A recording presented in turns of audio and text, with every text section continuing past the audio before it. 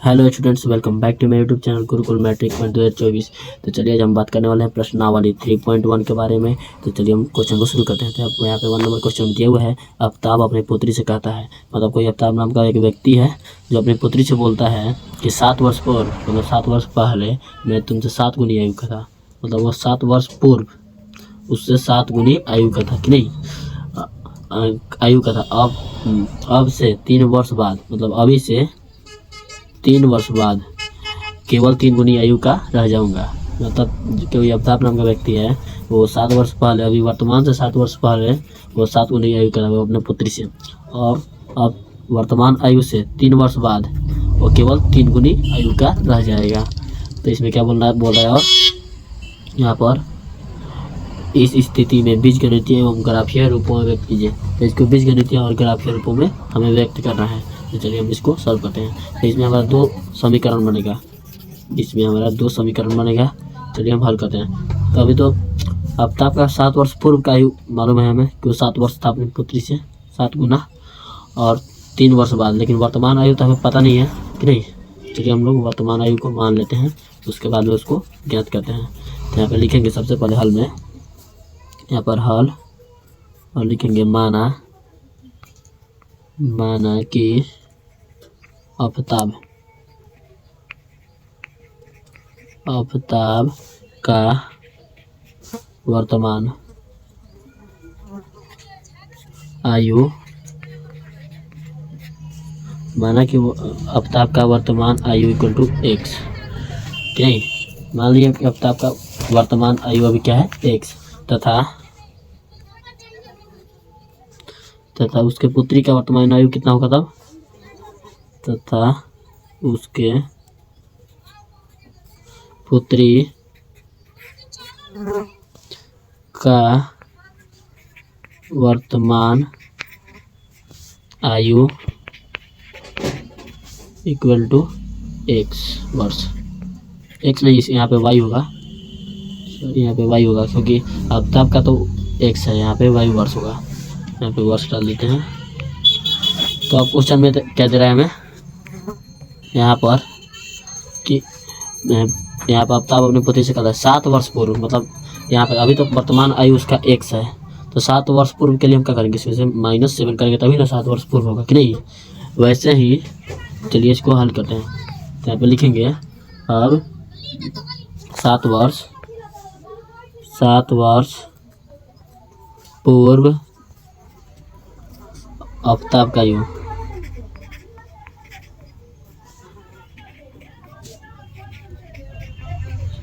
आफ्ताब का आयु equal to, तो वर्तमान आयु उसका 7 है, भले x है, 7 नहीं है, वर्तमान आयु उसका हम लोग क्या माने हैं x, और 7 वर्ष पूर्व है, तो इसमें से -7 कर देंगे तो हो जाएगा हमारा, ओके।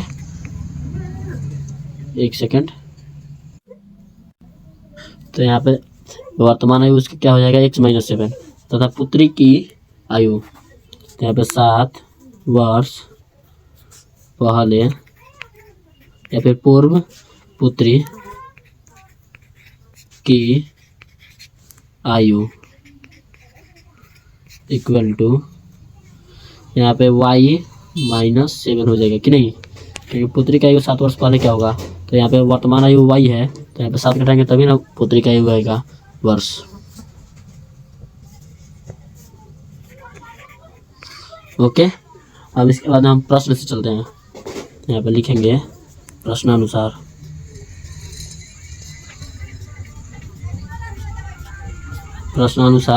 तो यहाँ पे यदि आफ्ताब का 7 वर्ष पूर्व आयु क्या है, x - 7, ओके, और उसकी पुत्री का आयु क्या है 7 वर्ष पूर्व, तो यहाँ पर y - 7 होगा,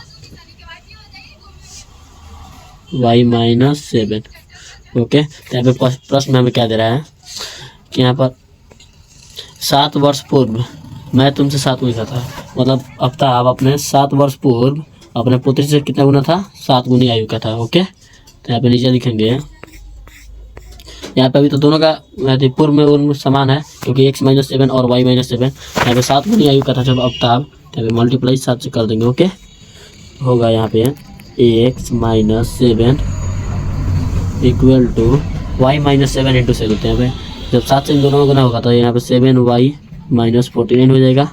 ओके, अब इसको हम लोग हल करेंगे। यहाँ पे x minus 7 equal to 7y minus 49। Okay, तो यहाँ पे फिर x माइनस 7, अब इसको जो है प्लस में 7 होता है, यहाँ पे आएगा बगल में तो माइनस इधर आएगा बराबर के इधर, तो माइनस में हो जाएगा माइनस 7y, यहाँ पे माइनस में 49, यहाँ पे प्लस में हो जाएगा 49 इक्वल टू 0, यही होगा। अब इसके बाद में यहाँ पर x माइनस 7, तो यहाँ पे 7 है और यहाँ पे 49 है, प्लस में 7 और 49, तो यहाँ पे प्लस में 49 है, तो यहाँ पे क्या आएगा 42 आएगा। यहाँ पे 7y लिख देते हैं प्लस 42 इक्वल टू 0, तो हमारा ये हो गया। अब इसके बाद में होगा x minus 7y equal to minus 42 हो जाएगा, क्योंकि यहाँ पे प्लस में है और बराबर के इधर जाएगा तो माइनस हो जाएगा, चेंज होता है। ओके, यहाँ पे समीकरण नंबर 1 हमारा हो गया। अब इसके बाद में दूसरा नंबर समीकरण को देखते हैं, तब लिखेंगे फिर अब 3 वर्ष बाद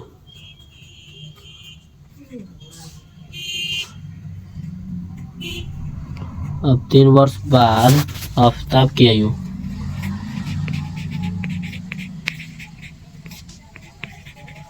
3 वर्ष बाद आफताब की आयु तो कितनी होगी?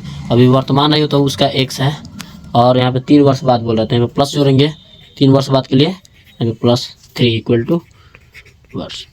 ओके, अब इसकी पुत्री आयु कितने 3 वर्ष बाद कितना होगा? y माइनस y प्लस 3, तो यहाँ पे लिखेंगे पुत्री की 3 वर्ष बाद आयु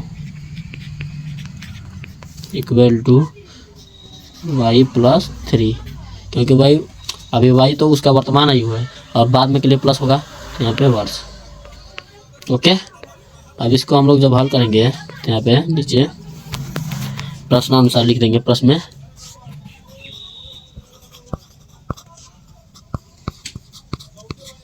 यहाँ पे प्रश्न में क्या दे रहा है देखिए,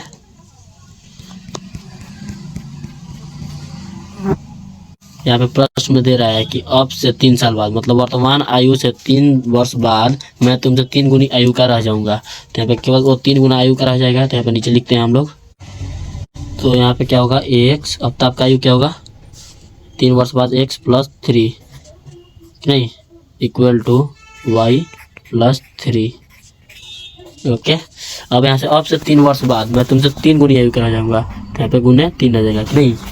तब इसको हम लोग हल करेंगे तो यहाँ पे होगा x plus 3 equal to y, 3 से इन दोनों में गुना होगा तो यहाँ पे 3y प्लस 9। ओके, तो यहाँ पे x प्लस 3 वैसे ही रहेगा। अब इन दोनों को जब इक्वल के इधर लाएंगे तो यहाँ पे क्या हो जाएगा, चेंज होगा, तो यहाँ पे माइनस 3y माइनस 9, दोनों प्लस में तो माइनस में जाएगा इक्वल टू 0। ओके, उसके बाद में क्या होगा x प्लस यहाँ पे 3 और 9 माइनस 9, यहाँ पे माइनस 6 होगा, तो यहाँ पे 3y, यहाँ पे प्लस नहीं यहाँ पे माइनस होगा, माइनस में 3y होगा। ओके, यहाँ पे माइनस में होगा तो यहाँ पे भी माइनस नहीं होगा, minus 3y equal to minus 6। Okay, equal to 0, तो यहाँ पे x minus 3y equal to 6 हो जाएगा। यहाँ पे माइनस है तो इक्वल इधर जाएगा तो प्लस में 6 हो जाएगा, तो यहाँ समीकरण नंबर 2 हो गया। तो अब चलिए हम लोग इसका ग्राफीय रूप देखते हैं। ग्राफीय रूप क्या आता है, तो यहाँ पे दोनों समीकरण तो आ गया, दोनों समीकरण को हम पहले एक जगह लिख लेते हैं। तो पहला समीकरण हमारा क्या था, x minus 7y equal to minus 42, एक नंबर समीकरण है। और दूसरा समीकरण क्या है, x minus 3y equal to 6, ये हमारा दूसरा समीकरण है।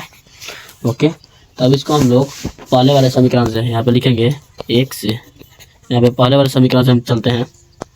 ओके, यहाँ पे x से जब लिखेंगे यहाँ पे इसको हम लोग इस तरह भी लिख सकते हैं, यहाँ तो ऐसा रूप में है x minus 7y equal to minus 42। Okay, तो हम इसको इस तरह भी लिख सकते हैं, x equal to minus 42 plus 7y, ऐसे भी आ जाएगा हमारा। ओके, और इसको हम इस तरह भी लिख सकते हैं कि यहाँ पर माइनस 7y, यहाँ पर minus 7y equal to -42 plus X. यहाँ पे इस 7y को इधर ला दिया x की जगह और x को 7y की जगह भेज दिया, तो यहाँ पे प्लस x हो जाएगा। ओके, नहीं यहाँ पे -x होगा, प्लस नहीं होगा, यहाँ पे माइनस होगा, केवल माइनस। तो यहाँ पे जब हम लोग माइनस को कॉमन लेंगे, ओके, यहाँ पे -7y इक्वल टू माइनस जब कॉमन लेंगे 42, तो यहाँ पे प्लस आ जाएगा, माइनस है तो प्लस और प्लस होगा तो माइनस आएगा। ओके, यहाँ पे माइनस तो माइनस कट गया, अब क्या होगा, चूँकि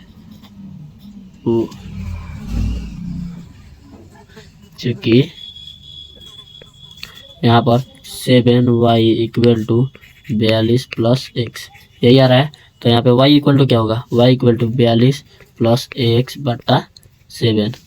तो अब यहीं पे हम लोग को ग्राफ खींचा इसी के आधार पर, तो इसको हम लोग एक जगह साइड कर लेते हैं। ओके, तो हम इसको यहाँ पे छोटा करके रख ले रहे हैं, तो यहाँ पे इसको हम लोग रख लिए। तो इसको हम लोग x और y का जो निकालना है हमें ग्राफ, तो उसको हम लोग लिखेंगे यहाँ पे। पहले हम लोग खंडा बनाएंगे इसको, यहाँ पे x y। ओके, यहाँ पे कम से कम 2 ही करना रहता है हमें, इसका मान 2 ही करना होता है। तो यहाँ पे y equal to 42 plus X equal to 7। तो यहाँ पे हम लोग x का मान क्या रखेंगे कि y बराबर कितना आ रहा है, ये इसी को हम लोग ज्ञात करना है। तो x का मान अगर हम 0 रखें, यहाँ पे 0 x का मान, तो हमारा क्या आएगा 42 प्लस एक सेकेंड, यहाँ पर 42 प्लस 0/7 इक्वल टू कितना आएगा 42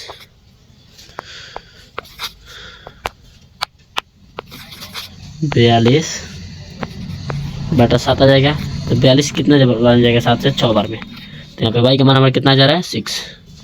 ओके, अब यहाँ पे हम लोग x का मान क्या रखेंगे, 1 रखेंगे तो कितना आएगा, x का मान अगर हम 1 रखें तो यहाँ पे 42 प्लस 1 इक्वल टू 43/7 नहीं जाएगा। यहाँ पे हम लोग क्या रखें 47 रखेंगे तो 7 रखेंगे तो हो जाएगा कि नहीं 49, तो यहाँ पे 49/7।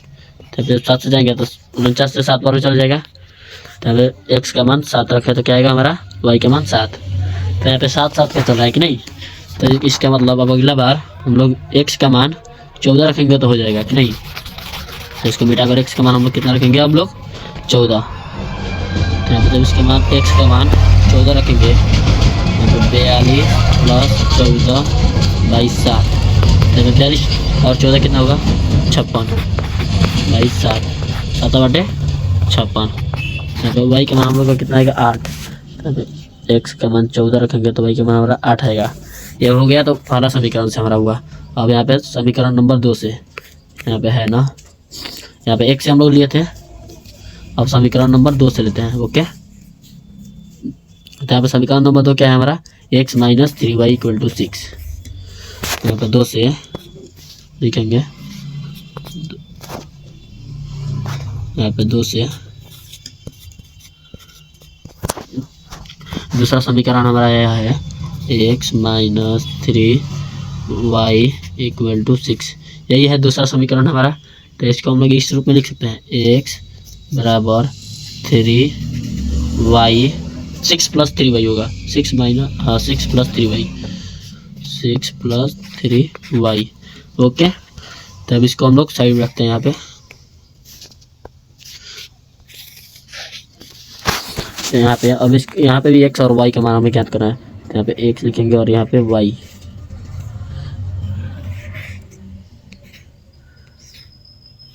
तो यहाँ पे हम लोग 2 को ही ज्ञात करेंगे तो हो जाएगा, लेकिन हम 3 ज्ञात कर ले रहे हैं। तो यहाँ पे हम लोग x का मान y का मान क्या रखें कि x का मान क्या आएगा, इसकी यही ज्ञात करना है। तो यहाँ पे हम लोग y का मान पहले 0 रखते हैं। ओके, तो यहाँ पे 6 प्लस 3 इंटू 0 इक्वल टू क्या आएगा 6 आएगा। तो 3 और 0 में होगा गुना तो 0 आएगा, और यहाँ पे 6 का 6 केवल बच जाएगा। तो यहाँ पे x कितना आया 6 आया। ओके, और फिर y के बराबर कितना रखें कि हमारा क्या आएगा, y का मान हम 1 रखते हैं कि नहीं। यहाँ पे y का मान 1 रखने पर क्या आएगा हमारा 6 प्लस 3 इंटू 1 इक्वल टू क्या आएगा हमारा 6 प्लस 3 तो 9 इंटू 1 इक्वल टू 9। तो केवल यहाँ पर 9 होगा। और फिर हम लोग y का मान अब क्या रखें, चलिए हम लोग 2 रखते हैं, 2 को रख कर देखते हैं क्या आता है।